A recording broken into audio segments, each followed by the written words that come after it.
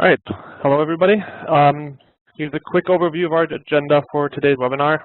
We're going to go into a quick overview of model matching in machine vision, some of the pros and cons associated with using model matching in machine vision, and then what kind of applications you can expect to work well for model matching and what ones might not work so well, or other tools that can replace it. We're going to go into how FANUC does 3D model matching. We're going to go through the setup, and then we're going to go into some tips and tricks to help you successfully implement your model matching because it is a relatively complex tool. So the first thing first here is model matching is a big buzzword that gets thrown around a lot in the machine vision industry, especially when it comes to bin picking. Model matching implies that the robot knows a 3D shape that it's looking for, and it can look for that shape in a bin or in a pile of parts or a pallet. There's different methods of doing model matching. One is the CAD-based model match. That means you upload a CAD file to the machine that is doing the image finding or the image processing, and it analyzes that CAD file, and it will then attempt to do a search algorithm to find that in any given data set. Or you can do it differently, which is a surface-based model match, which means you show the sensor the part that you're trying to find, and it will learn the shape from that image. Now that implies that there's usually more than one image shown, as a part is three-dimensional and has multiple sides to it, whereas the CAD-based model match imports everything at once. Both of these are valid approaches. Some companies might call them differently. These might not be the most commonly used names, but that's just an idea of what's going on. Something to keep in mind with model match, it's being praised very highly across the industry, but it is not a silver bullet by any stretch of the imagination. It is a very powerful tool. It is very versatile, but it has applications that it is not suited for. Something else that you should keep in mind when you're considering this, there may be companies that advertise that it's a single pick operation, that you can pick a part out of the bin and then place it correctly after that. While the vision process probably can determine proper orientation of the part, robots usually do not have the dexterity or manipulation capabilities to adjust their grip while the part is in the gripper, and therefore usually a regrip is needed when you go into these kind of applications, if you're expecting, of course, that parts are in any orientation. So with that out of the way, a quick look at the pros and cons.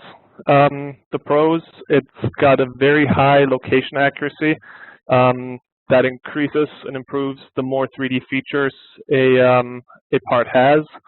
Of course, it will tell you the full orientation of the part, X, Y, Z, roll, pitch, and yaw. That's the point of model matching, so you determine exactly where this part is.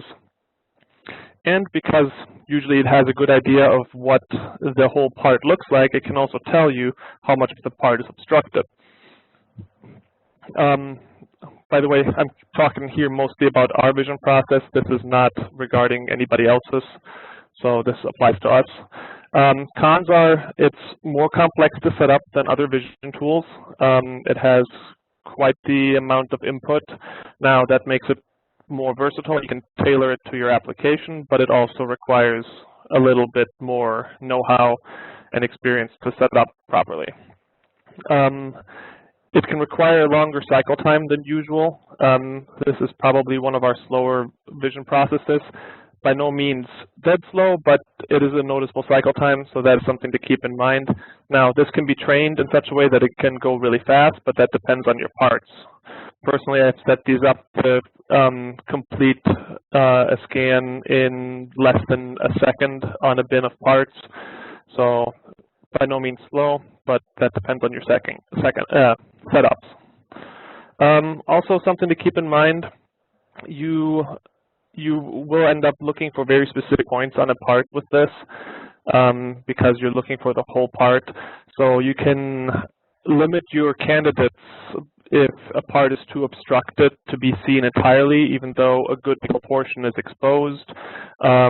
You may limit your pick points on that part because you're only looking at the part as a whole rather than individual pieces, not caring about the rest of the part. Sometimes that can be an advantage.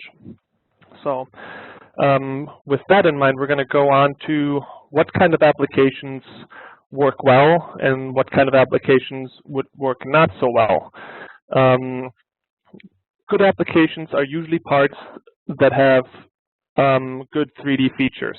What I mean with 3D features is that the surfaces are either curved in a way or that various surfaces are at angles to another and show at the same time. So if you look at the image on the right, you can see that there's a cylinder, but it has smaller cylinders sticking out on the side. It has a lip on one end and a flatter component on the other. That part would be considered good because it has very solid identifying features for the model match to identify. Now, the next bullet seems a little bit contradictory, but parts with few protruding features.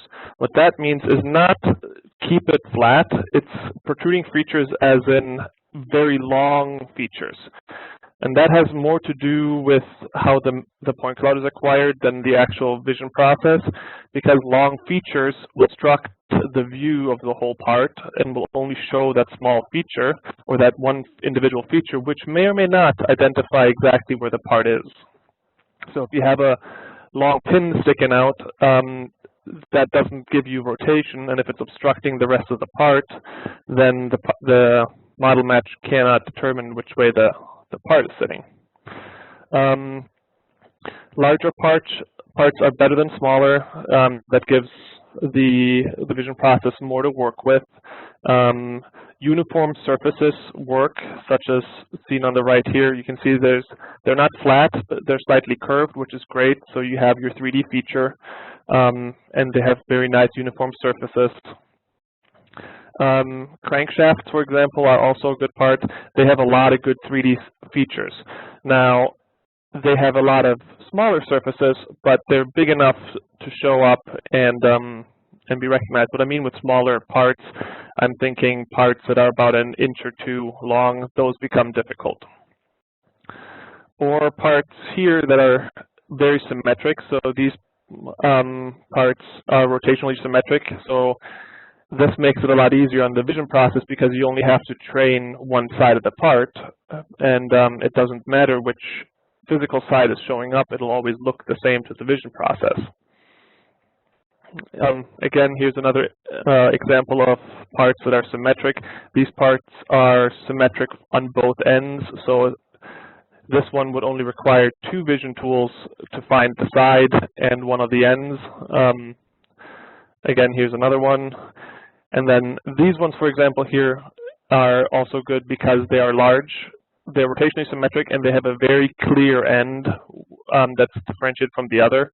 So parts like this will work really well with the model matching. Applications that are not so good are parts that are non-symmetric, but only because of a small identifying feature. So if you look at the bottom right image, that is a cylinder with a small keyway cut into it. Now, that keyway may not be visible. It might be too small to be accurately detected.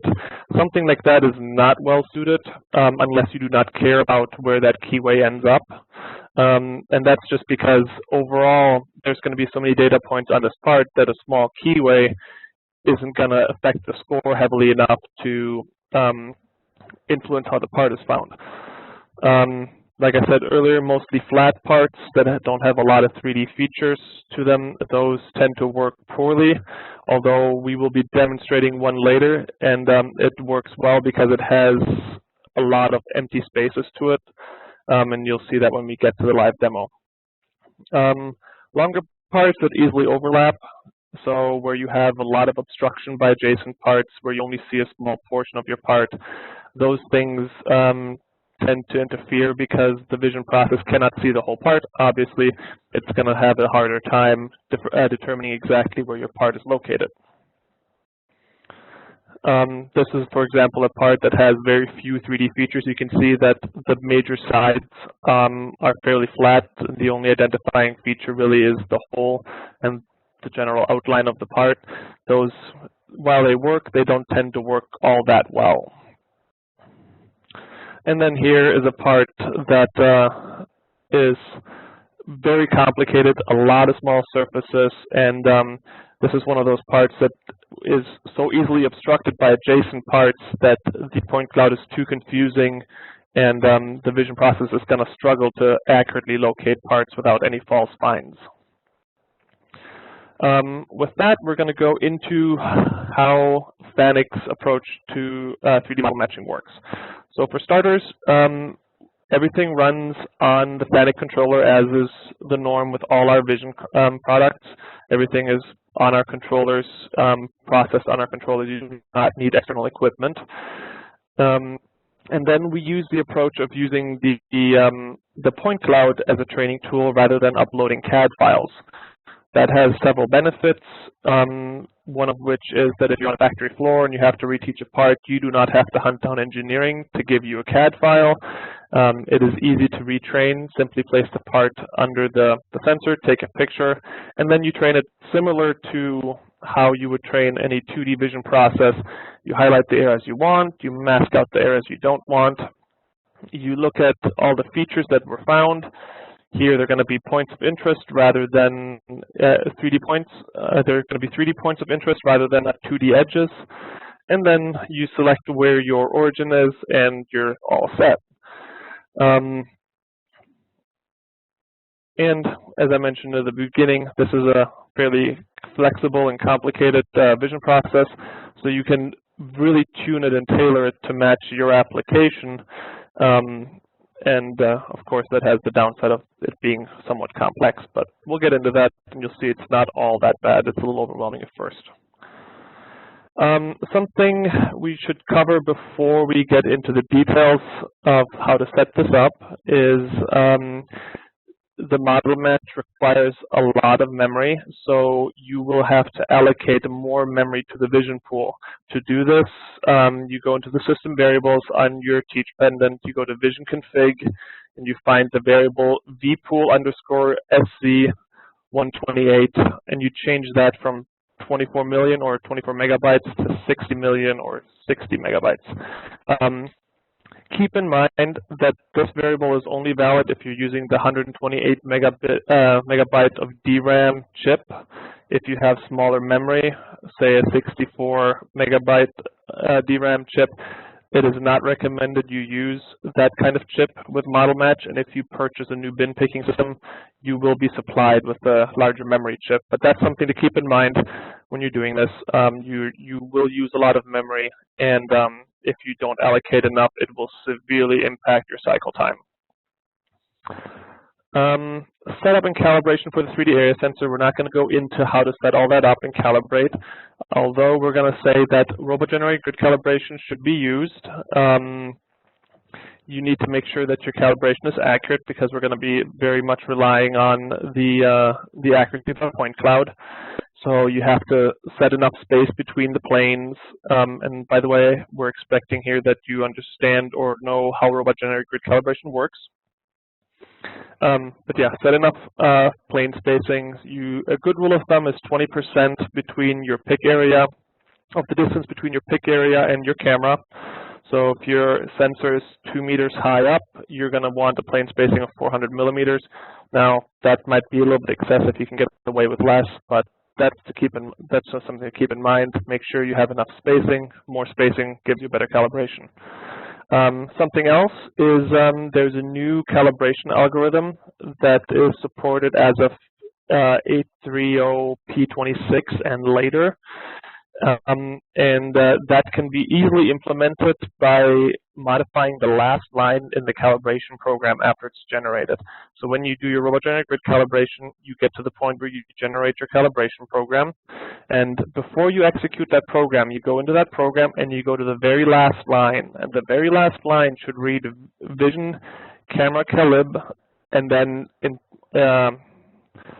should display your calibration name. In my case, down here, it shows sensor underscore cal underscore front. It'll have your name there, and then it says request equals 2. That's the one you have to change. You have to change the request equals 2 to request equals 3, and then you execute the program. And that'll use a slightly different algorithm to calibrate the cameras. It tends to work better for the area sensor and the point cloud generation, so highly recommend you use that if you have the software version to do it. And then we're going to go into how you actually create this. So the model matching feature is currently separate from all existing 3D area sensor vision process tools, and it can be found at the very bottom of your drop-down menu when you go to create the vision process. It's called 3D model-based vision process, and in the future this will be merged with the existing ones, but for now it's separate.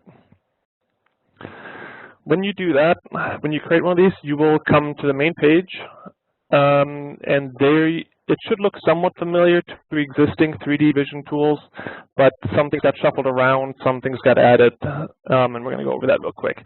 So the first thing is obviously setting your user frame and your Z range. So that is required, by the way. You have to set your Z range, and that is relative to your user frame that you just selected.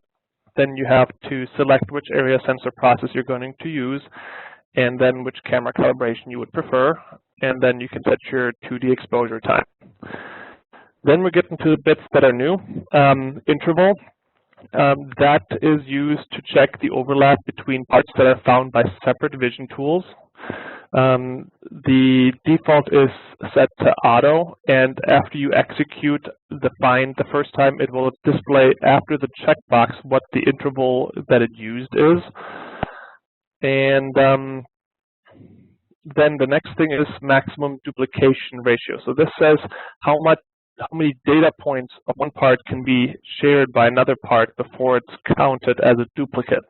So default is 20%. You can change that to whichever way you want. 0% seems like a viable idea, but usually with 20% you're okay. Visibility ratio. This is simply an output of how much of the model you trained is visible. And that can change obviously depending on how much your part is obstructed and all that, or the rotation of it. But here you can say how much of your part you want visible before you allow it to be picked. The default is 80%. That really comes down to your parts and how your process works, what you want to put in here. The nice thing here is this ratio is automatically output as measurement 2 in the measurement tool. And that means you have access to it in the part list manager, and you can actually use it to sort the pick priority of your parts. So if you want to pick only the most visible parts first, you can do that. But speaking of pick score, the next thing is a pick score. So this tool has a built-in pick score calculation that is currently being calculated as a formula between the visibility ratio and the Z height of the part. And that pick score is by default output to measurement 1, which is by default used by the part list manager to set the pick priority. Now you can always change these things. You get to measurement 1 through 10, just like you would in the measurement output tool, and you can set it as whichever way you would like to. Something to keep in mind, should you add a measurement output tool to this, these settings will override what the measurement output tool does. So that's just something to keep an eye out for when you're setting this up. After that, you get into the image logging. That works the same way as it would in any other vision process, as well as the display modes. There's a couple of new display modes in here. I'll show you those when we get into the live demo. Then you can set your model ID and, of course, your reference data, which has 6 degrees of freedom. The last one's cut off in this image, but it has X, Y, Z, roll, and pitch, and yaw. So the first thing you should do is set up your pre-process tool. This will help you remove any unneeded 3D data. The bottom removal tool removes all data points below a Z threshold. That'll help you remove the bottom of the bin once you're getting low in the bin. The container wall removal helps you remove the container walls, and the outlier removal is a noise filter to remove inaccurate data. The new feature here is the normal calculation tool.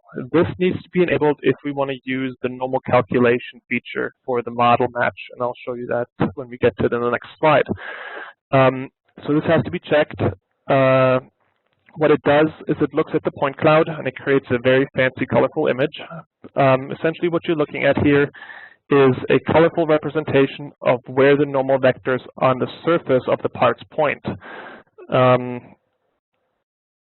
You can see that, let's look at the left crankshaft here.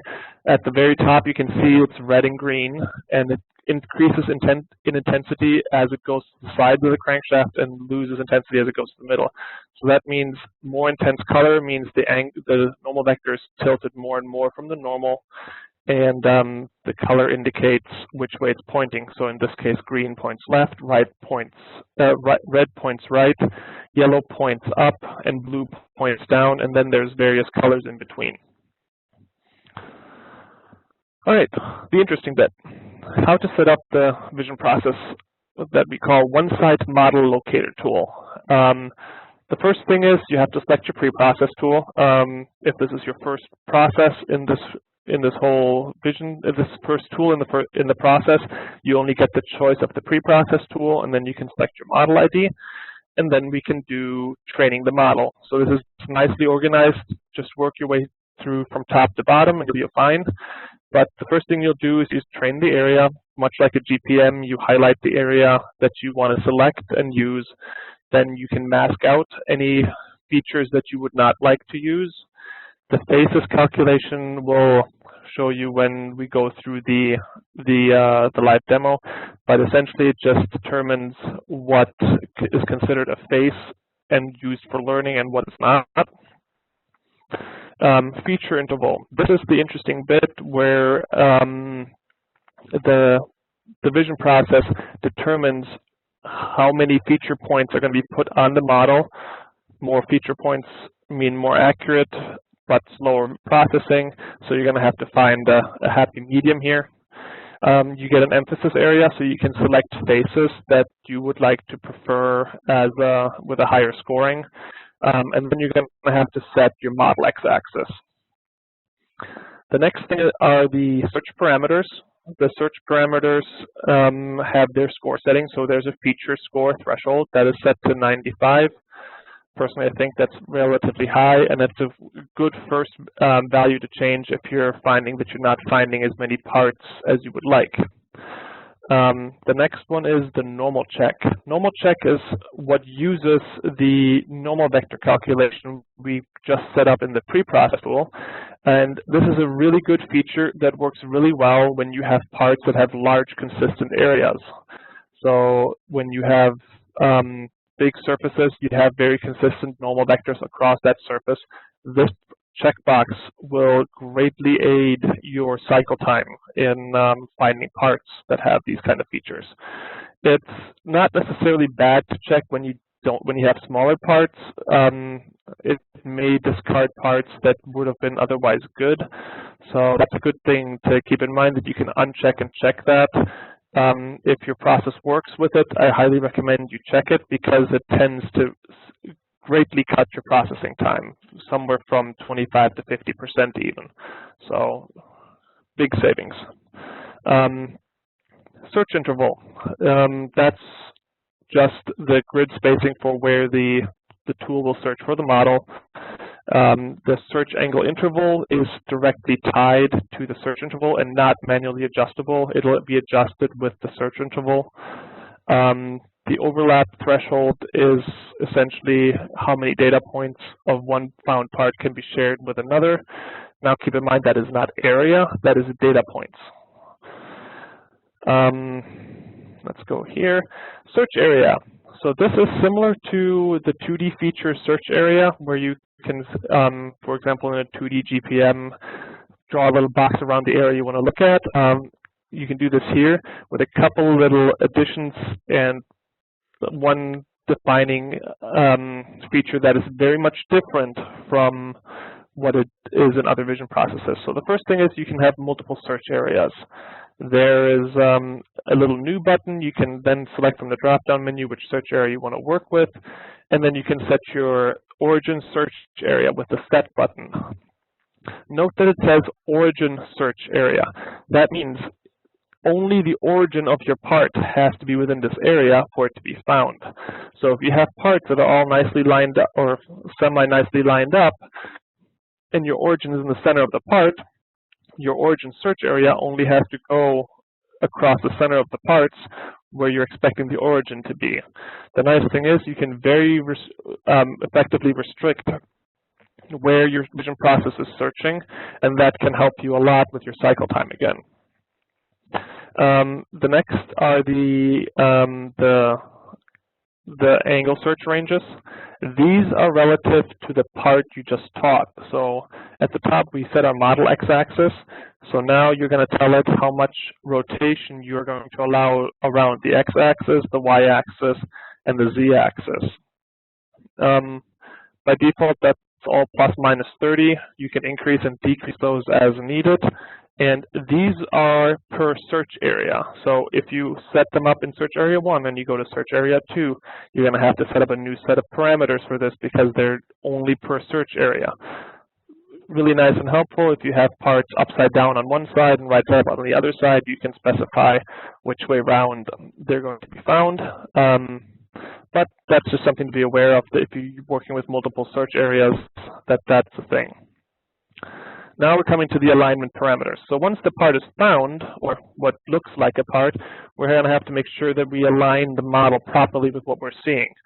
To do that, we have our matching level, which goes from fast to standard to fine.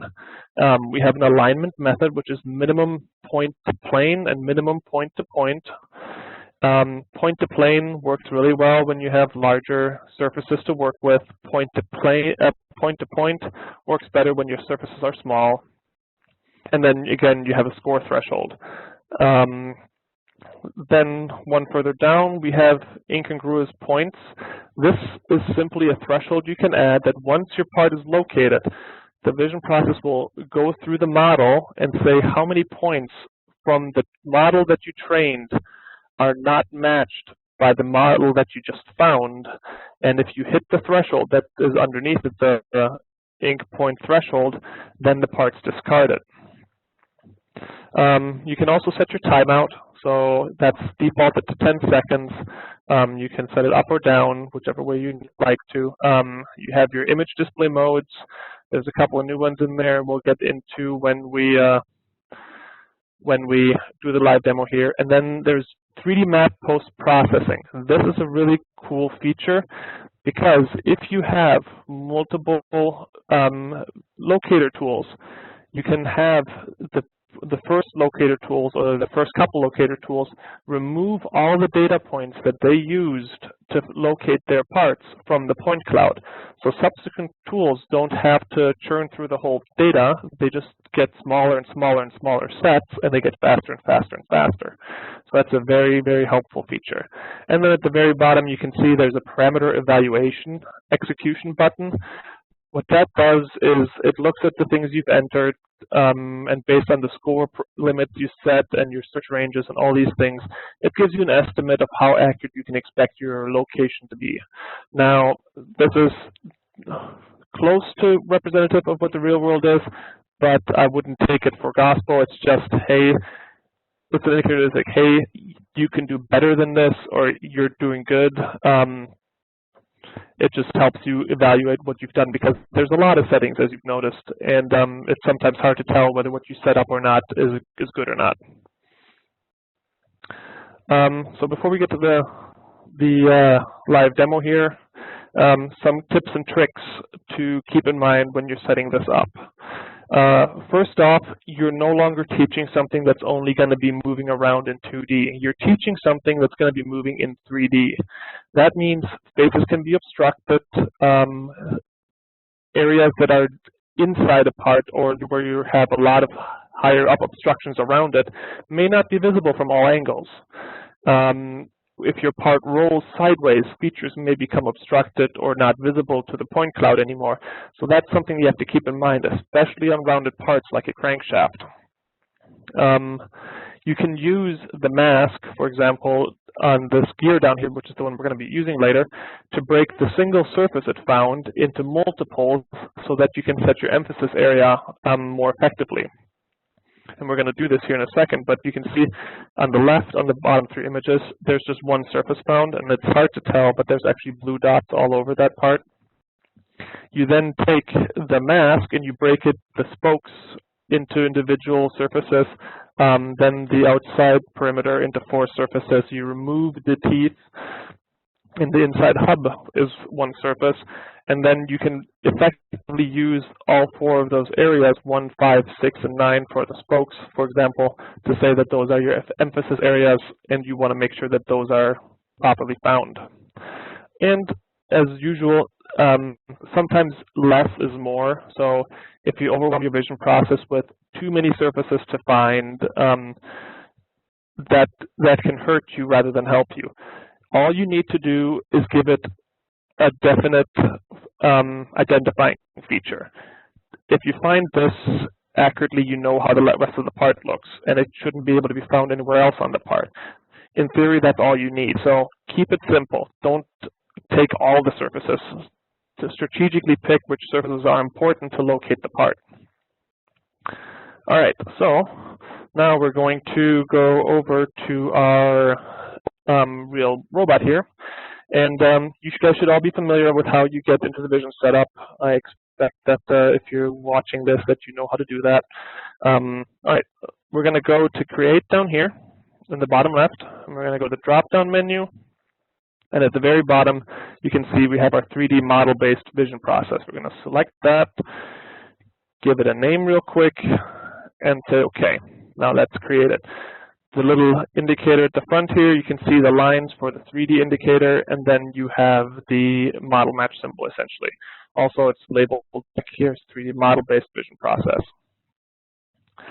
Double-click that, and we get into our setup screen.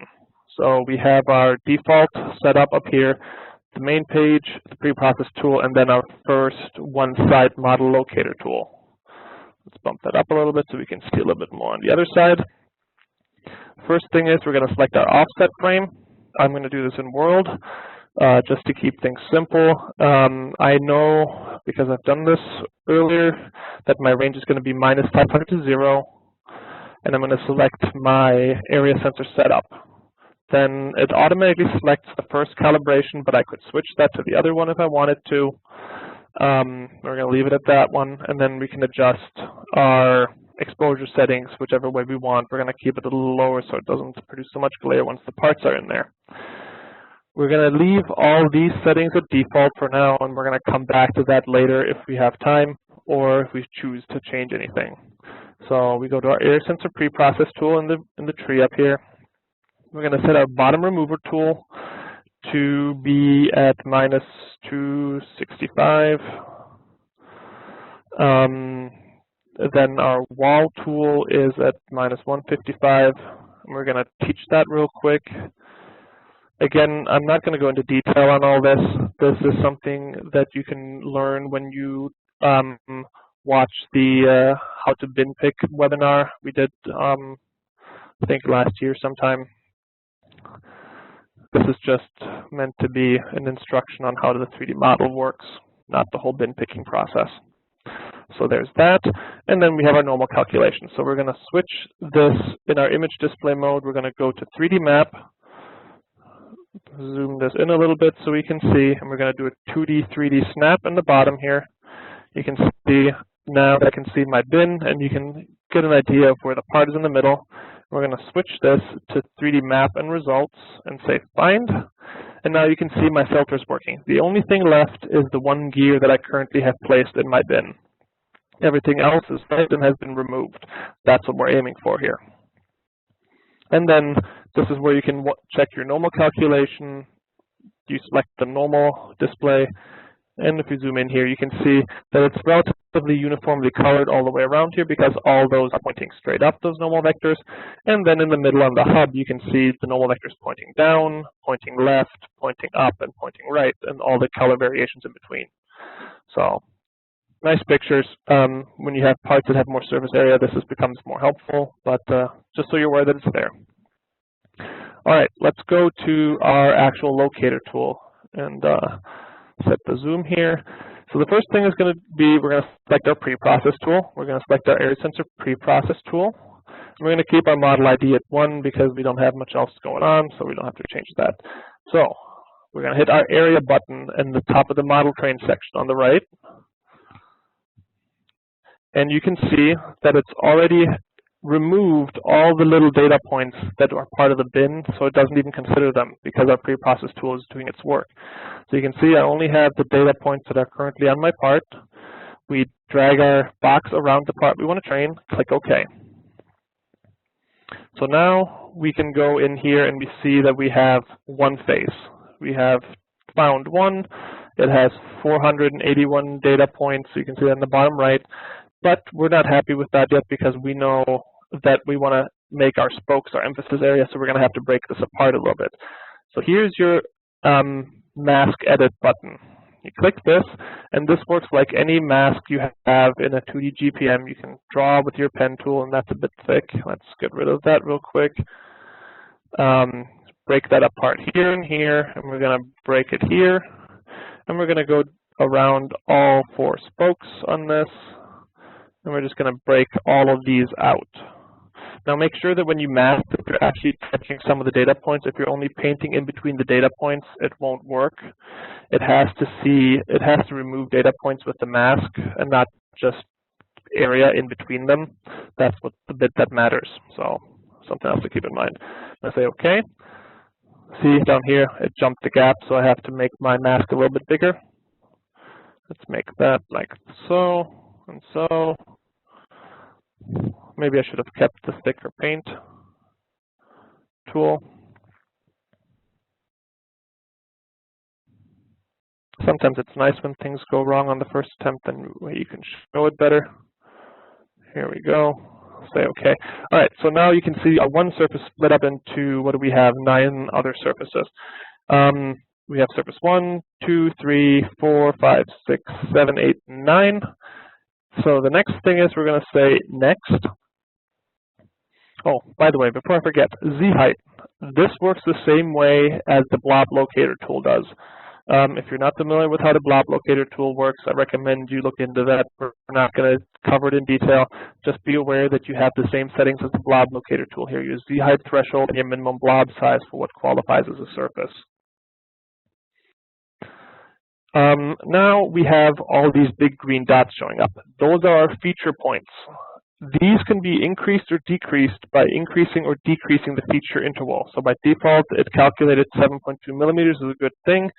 I want more than one feature point on my spoke, so I'm actually going to bring this down a little bit. We're going to see 7. It's not enough. Let's go to 6.5. There we go. So now we have 2. Oh, up here we're missing 1 still, so let's go a little, oh. There we go. So now we have more than one feature point on here. That gives us a little bit of a better definition of where that spoke is. Also make sure that, see how this feature point is not where the rest of the rim would be. If I'm off rotationally, it would miss the part entirely, and that's kind of what we're aiming for here. We're going to hit finish. And then we're going to set our emphasis area. This is a little bit of a clumsy interface, but you just have to get used to it. What you do if you want to add surface 1 to your emphasis area, you select it in the found results, and you hit add emphasis area on the right top here. It should now get, at the bottom, you can see it gets a Y in the back. That means it's been added. So now we want surface 5, add emphasis area. Surface 6, add emphasis area, and then surface 9, add emphasis area. So now you can see that all the ones we've added, the numbers turn blue except for the one we currently have selected. There we go. So now all those 4 are blue. Those are the ones we're going to use as emphasis areas. I'm going to say OK. So our emphasis area is now checked. Next thing is the model x-axis. So you get these this little line, you can draw where your x-axis is supposed to go. I'm going to just set it like this. Depends on you guys. If you have a cylinder, for example, you might want to teach it along the cylinder. Just whatever makes sense for the part geometry that you're using. So next, we're going to go into the search parameters. We're going to start with our feature score. I'm going to lower it to 75 because I've tried this before and I have a rough idea of what values work. Our search interval is going to stay at 3.8 and our overlap is going to go to 0. Also note, see, I can't change the search angle interval. This will change if I change my threshold here. There we go. All right, our search area. This one, we're going to use search area 1. So, by the way, if you hit the new button, you can see I'm now selected 2 out of 2. I can go back to 1 out of 2, 2 out of 2. I can delete it. I can copy one if you want. So we're going to hit set. This is, like I said, where you expect the origins to be found. So I don't actually have to make this the full size of the bin. I can bring these in a little bit because I know that even if I have a gear that's all the way in the corner, my origin's still going to be within inside my search area. So that's the key difference here. We're going to look at our ranges. We're only going to change our z-axis range because that's our rotation, and since every 90 degrees my part is symmetric, we're going to do from -45 to 45. That means no matter what rotation our part is in, we should be able to find it. In our alignment parameters, we're going to go to standard. We're going to keep point to plane and our score threshold of 60 for now. We're not going to do any incongruous points. We're going to keep our timeout the same. And we're not going to do any 3D map post-processing. We'll do that in a second. I'll show you how that, let's check it for now. You'll see it in a second later when I make a second tool. And now we can execute this. So you can see it doesn't do much until you scroll down. So it's estimating we're going to have a 0.3 millimeter error. Posture error is going to be around 1.8 degrees. I don't know exactly what the process time average responds to, and then it's estimating 100% success rate. Like I said, don't take these as fact, take them as guidelines. If you don't see 100% success rate, fiddle with your parameters and see what you can improve. But let's do a find here real quick. So you hit the bottom button here. And of course, since we only have one part in the bin, it does fairly well and it does it fairly quick. If you give me 1 second, I'm going to throw in a couple of more. I'm apologizing for the noise. I'm going to throw in a couple more gears here. And we're going to hit our 2D, 3D snap. All right, so now we have more gears. So let's have a quick look at image display mode. So we have a camera image. We have our 3D map, which should be familiar to you. This is just a 3D representation, a 2D representation of our 3D map. We have an XY image, which is a different way to show the map. The model we trained in the model XY image. We can also do a find result, discarded an alignment, and the scan result. So those can show you different stages along the process. For now, we're going to stick with them the way they are, and we're going to say find, and let's see how it does. So it ran just under 1.2 seconds, which is good, and we found 4 parts. So you can see, even though that this part was obstructed, we found it, and you can see that our spokes are always aligned with the part we're finding. Now, obviously, it's going to be a little bit off in between because your search interval isn't going to let you go infinitely fine. Also, your matching level here. So if you set this to fine, it should do a little bit better at matching the rotation, but it also takes a little bit longer. But you can see now, oh, this one's a little bit off still, but it has a lot of coverage. But see, this one aligned itself better. This one's aligned well. This one's aligned well. Now there's a couple out here that aren't being found, and we can look into that in a minute. What I wanted to show you, because we're actually taking a little longer than I thought, before we get to the end here, I'm going to make a new, let's just copy this guy real quick. Hit copy, create one-side model locator tool 2. All right. So the thing I want to show you is the pre-process tool here. I got a one-side model locator instead of the preprocess tool. This tool will only get the point cloud that's left over after this tool is done, which is nice because if we go into our camera image, 3D map, and I say find, oh, why did it, oh, hang on one second. We're going to have to bump this score down. So this is the removal score threshold. This indicates how closely the points that are being used have to match the model for them to be removed. Otherwise, all the points or no the points would be removed. So play with this threshold if you're not removing all the data points you would want to remove. So let's go in here again. We're going to train this. So now if you look at the point cloud that's overlaid on our parts, you can see that the parts that we found in the previous tool, they all don't have any data to them. That's because the post-processing tool removed them all. So it's a really neat feature. I have some reflections going on in my bin. That's why the edges here are disappearing. It's because there's reflection from the projector bouncing off the walls. That's why you can't see this, and that's probably also why we're not finding this one. But what you can do now, for example, is you can make your first one-side model locator tool, locate most parts with low angles and process them faster. And then you can make the next one, and you can say, well, now I'm going to allow plus minus 45 degrees in all rotations here. And that might take longer if you're working with the whole point cloud. But if you're only working with a partial point cloud, that'll go a lot quicker. So I'm going to fiddle around with the bin a bit to see if I can help the reflections a little bit, take another picture, and we're going to say find.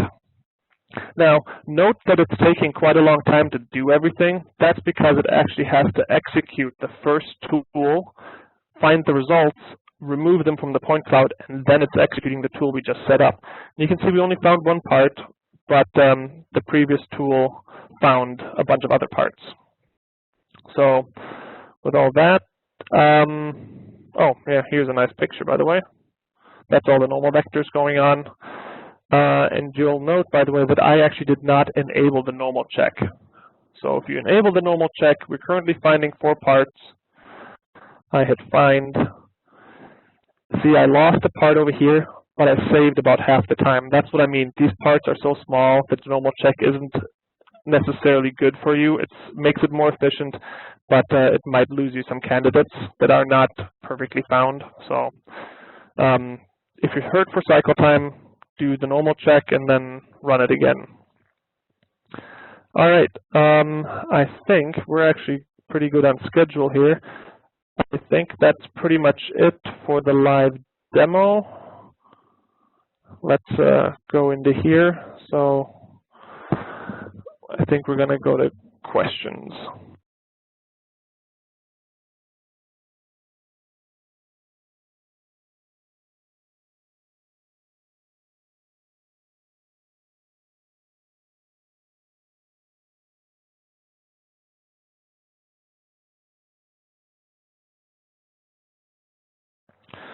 All right, one of the questions that came up, is robot-generated grid calibration required for this? It's by no means required. You can calibrate the camera whichever way you seem fit, and I have yet to be proven wrong on this. Robot-generated grid calibration, if done right, will always calibrate the camera better than any of the other calibration methods. And that's simply due to the fact that the target you have the robot learn on the tooling is way more accurate than a pointer that you're going to teach. The position of the target is better known when the robot moves through the field of view than you can teach a grid. That's just a thing. The robot will be better at it. So is it required? No. Is it recommended? Yes. I've seen some people try and calibrate, actually not too long ago, like a month ago, trying to calibrate this, and they calibrated with a vision grid. And because the sensor was fairly high up, they had a fairly large field of view. and the grid only filled about a third of their vision grid, the field of view, and that resulted in some very poor point cloud data in the corners of the field of view where there's no calibration points. So, like I said, required, no. Highly recommended, yes. The sensor, by the way, is the 3D area sensor. So that's our the input device that creates our point cloud. If you're not familiar with it, go to YouTube or Google and search for FANUC 3D or 3D area sensor, and you should find the hit. All right, let's see what other questions we have. Somebody wants to know how many origin search areas he can define per vision tool. I believe that number is 8, so that means you can make 8 little boxes. You can overlap those boxes, by the way. They do not have to be exclusive. You can define them whichever way you want and whatever way works for you.